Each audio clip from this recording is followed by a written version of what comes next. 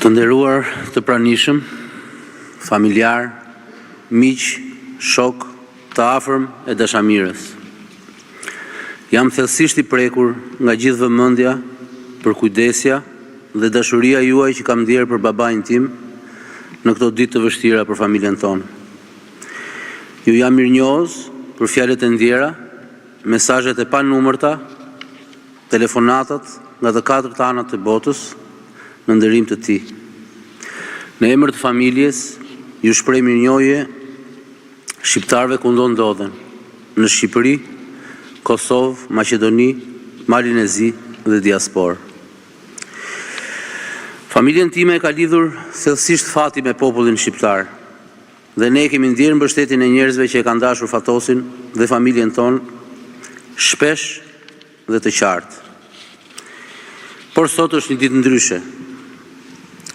Sot Fatos Nano, babai, bashkëshorti, gjyshi, daja, miku, lideri, ikën nga kjo botë, por vetëm fizikisht.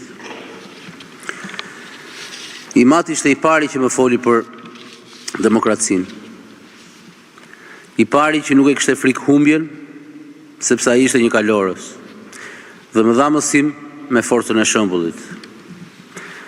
Ai më mësoi shumë çka, garën e vërtet, udhëheqjen si përgjegjësi, ringritjen. Ai ishte njeriu shumë dimensional, që më foli për socialdemokracinë, për ekonominë e tregut, për Shqipërinë europiane, për distancimin nga Afrika, sepse ai e donte lirinë si frym, jo si slogan. Ai besoi gjithmonë se politika shkonte përtej luftës personale. Ai ngrinte ura, nuk ndërtonte mure.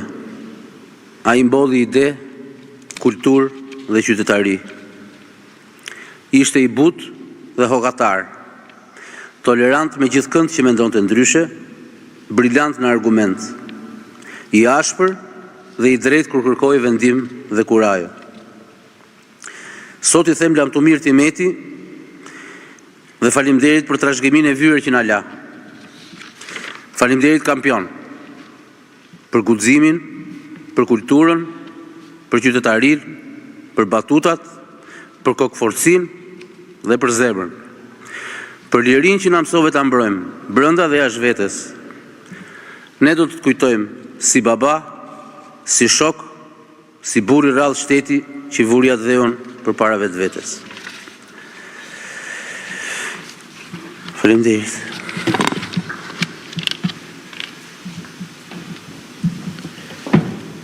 Ftoj për fjalën e rastit kryeministrin e Shqipërisë.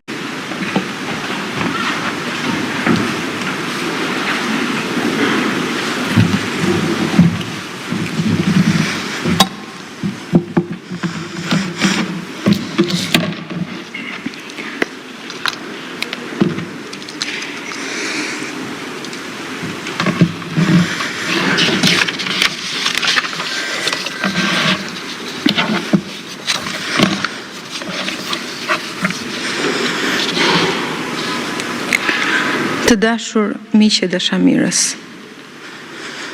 i nderuar zoti kryeministër.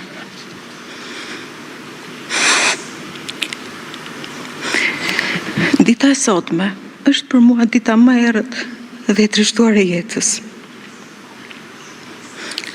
Po ndahem me njeriu me të cilin kalova një çerek shekulli jetë dhe me të cilin më lidhen përveç dashurisë shumë e shumë ëndra, shpresa e zhgënjimet përbashkëta. Sot është një nga ato ditë që unë nuk do të dëshiroja të jetoja kur. E tillë është kjo ditë edhe për fëmijët tanë, Sokolin, Etën dhe Klajdin. Këtu e një çerek shekulli më parë, unë një vajzë fare e re, me intuitën e moshës pafajshme, rash në dashuri me Fatosin. Atëherë sigurisht nuk e kuptoja pse. Por tani e di. Kisha rënë në dashuri jo thjesht me Fatosin si person, por shumë më shumë se kaq. Kisha rënë në dashuri njëkohësisht edhe me vizionin e një Shqipërie ndryshe. Komplet tjetër nga ajo që jetonim aso kohe. Të një Shqipërie që për herë më shumë lipsej të largohej me urgjencë nga tradita e saj shekullore e barbarisë, hakmarrjeve, liksive, primitivizmit, dhe të fitonte një kurs tjetër, civil, modern dhe europian. Dhe të gjitha këto do t'i gjeja tek Fatosi. Gjë që më lejoni ta përsëris. Nuk e pata menduar me kaq qartësi atëherë. Me kalimin e kohës, ditë pas dite, unë pata fatin të zbuloja tek Fatosi vlera dhe cilësi që nuk janë aq të shpeshta në jetën tonë, aq më pak në jetën publike dhe politike. Për këtë arsye, e ndjej për detyrë publike dhe morale që disa cilësi të tijat, të cilat me mirënjohje të thellua them, besoj se i njohim të gjithë. Por mbase, kur vjen një moment si ky, ja vlen të përmblidhen. Sepse Fatosi ishte shumë më tepër se sa një figurë publike. Shumë më tepër nga ato që janë thënë dhe do të thuhen në histori dhe nëpër media. Fatosi ishte i vërtet. Ai nuk dinte dhe nuk donte asnjëherë të shtirej.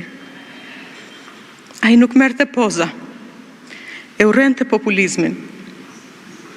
Ai bënte atë që besonte dhe besonte tek ajo që bënte. Sepse ai besonte me shpirt në vlerat europiane.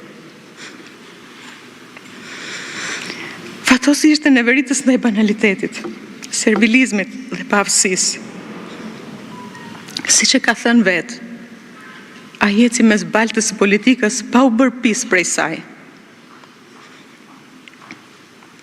Fatosi nuk ishte një njeri i zakonshëm. Ai nuk bënte asgjë për gjysmë. As punën, as miqësinë, as dashurinë. Ai kishte një zemër të madhe. Një zemër që dinte të falte, të mirë kuptonte dhe të donte me gjithë qenien e tij. Hakmarrja ishte një cilësi të cilën ai jo vetëm nuk e kishte, por nuk pranonte ta njihte. Më së miri, këtë e dëshmoi në periudhën kur e drejtoi qeverinë menjëherë pas burgimit pa drejt, kur vendi ishte në prag të përplasjes më të madhe civile. Ishte sjellja e tij që rindërtoi atë që edhe pse nuk duket, është thelbi i jetës së një vendi. Paqja sociale. Në emër të saj, Fatosi solli një frymë të re, që e konsideronte jetën politike jo si përplasje, por si garë dhe konkurrencë, përplasje alternativash dhe jo luftë, por si marrëveshje dhe kompromis. Ishte i drejt për drejt, ndonjëherë kokfort dhe i vështirë, por gjithnjë i ndershëm me veten dhe të tjerët. Ai e donte këtë vend me gjithë shpirt. Dhe pavarësisht çmimit lartë personal që ju desh të paguaj, nuk hoqi kurrë dorë nga përpjekja për ta parë Shqipërinë më të drejtë, më të begatë, më demokratike dhe mbi të gjitha, më njerëzore. Të tillë paraqitja i Shqipërinë edhe në takimet ndërkombëtare me burrat e shteteve, nga Washingtoni në Bruksel, Paris, Londër, Athinë, Stamboll e gjetk, në takimet ku tingëlloi veç të tjerave edhe elokuenca e tij e njohur. Për të gjitha këto sot, me zdimje së thellë, kam një ndjenjë edhe më të lartë mirënjohje. Mirënjohje që pata fatin ta njihja. Mirënjohje që pata fatin të ecja krahti. Të qeshnim dhe të vuhanim bashk. Të jetonim.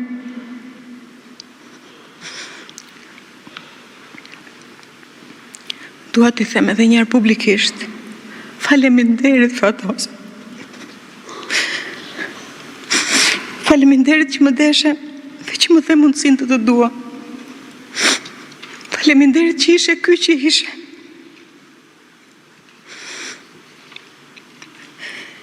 Faleminderit që edhe vetën tënde, të gjithën, pa kursim, për mua, për ne, për vendin tonë.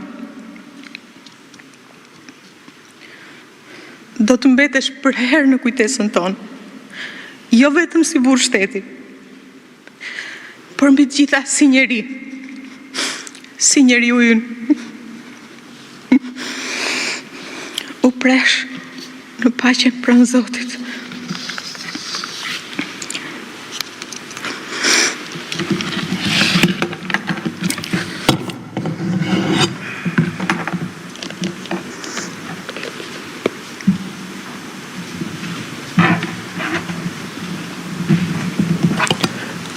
Ftoj